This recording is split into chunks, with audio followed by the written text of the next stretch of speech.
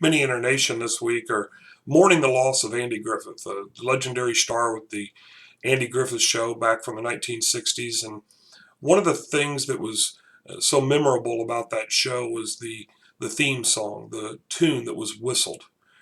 And towards the end of the introduction of that show each week, it showed Andy and little Opie, which a lot of people liked Opie, but it showed them going off and fishing. And that's what we're going to be talking about this week is fishing. I think that's one of the things that endeared that show to many people was the idea of the father-son relationship and how the minds and hearts may have been stirred towards understanding that this is the way a good relationship could be, regardless of how their own relationship might be.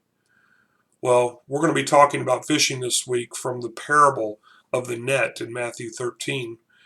It's a parable that talks about using a drag net for fishing specifically, a specific kind of net that was often 8 to 12 foot high and approximately 300 foot long that would allow them to drag the bottom of places such as the Sea of Galilee in order to catch a great many fish and then to sort them.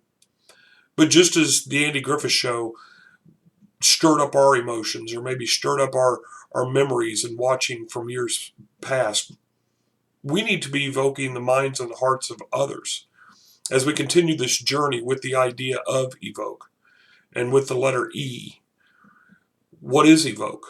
Well, it's not quite as bad as provoke, although it could be very similar. Evoke has both positive and negative connotations to it, but it is to stir the minds, to stir the hearts.